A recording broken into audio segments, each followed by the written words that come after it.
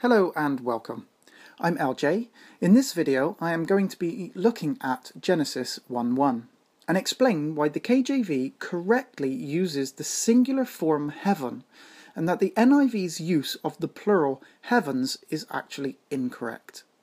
I shall start by pointing out that I am KJV only and believe the KJV to be the only correct translation of the Bible in English. Let's have a look at the verse in both translations. Genesis 1:1. In the beginning, God created the heaven and the earth. KJV. Genesis 1:1. In the beginning, God created the heavens and the earth. NIV. The Hebrew word used is hashemayim, which is Strong's 8064.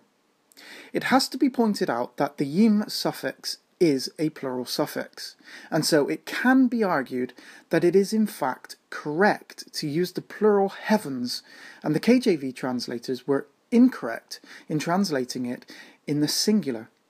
But it must also be pointed out that there are some nouns in the Hebrew that are always written in the plural. Shamayim just happens to be one of them. The most likely reason for this is to signify abundance or vastness. In English, we might use the plurality of sky and say that the bird took to the skies. Only one sky is being referenced, but the use of the plurality highlights its size. This plurality can also be found for the Hebrew word of water, which is mayim, and it is also always used in the plural form. The prefix ha simply means the, so it's the shamayim, or the heaven, or the heavens, depending on the translation. I will just highlight that the JPS Tanakh 1917 also uses the singular form heaven. Genesis 1:1, in the beginning God created the heaven and the earth. Now, in Genesis 2:1, the same Hebrew word is used, hashemayim. Both the KJV and the NIV use heavens plural. Genesis 2:1. Thus the heavens and the earth were finished, and all the host of them. KJV. Genesis 2:1. Thus the heavens and the earth were completed in all their vast array. NIV. So, does this prove that it should be translated plural every time?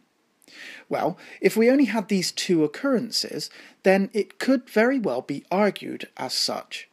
But the word shamayim, without the prefix ha or the, is also used in Genesis 1:8. Genesis 1:6, and God said, let there be a firmament in the midst of the waters, and let it divide the waters from the waters. And God made the firmament, and divided the waters which were under the firmament from the waters which were above the firmament. And it was so. And God called the firmament heaven. And the evening and the morning were the second day. KJV. The KJV again translates this as a singular heaven. Now, interestingly though, the NIV doesn't use the plural heavens in this verse, but chooses to go with sky, and sky in the singular and not the plural skies. Genesis 1:6. And God said, let there be a vault between the waters to separate water from water. So God made the vault and separated the water under the vault from the water above it. And it was so. God called the vault sky. And there was evening and there was morning, the second day. NIV. Now, the NIV does the very same thing again in Genesis 1:14. And God said, let there be lights in the vault of the sky to separate the day from the night, and let them serve as signs to mark sacred times, and days and years. NIV. Genesis 1:14. And God said, let there be lights in the firmament of the heaven to divide the day from the night, and let them be for signs, and for seasons, and for days and years. KJV. Again, the KJV uses the word heaven, but the NIV uses sky. So the NIV is clearly changing from the plural to singular. And Genesis 21:17, it even translates the Hebrew Hashemayim into the singular heaven. Genesis 21:17. God heard the boy crying, and the angel of God called to Hagar from heaven and said to her, "What is the matter, Hagar? Do not be afraid. God has heard the boy crying as he lies there." NIV. Genesis 21:17. And God heard the voice of the lad, and the angel of God called to Hagar out of heaven, and said unto her, "What aileth thee, Hagar? Fear not, for God hath heard the voice of the lad where he is." KJV. So it cannot be argued that the NIV is correct to use the plural form on the basis the Hebrew is plural, and that it would always use the plural form. As we have seen, it doesn't, and didn't use the plural when it changed its translation from heavens to sky, and even used the singular heaven itself. It may seem trivial to some people, and you may be asking, why is this even important? Does it matter if the singular or the plural is used? It's apparent that the English translators interchangeably used singular and plural. So why is the KJV's rendering of the singular in Genesis 1:1 and 1:8 correct, and more to the point, important?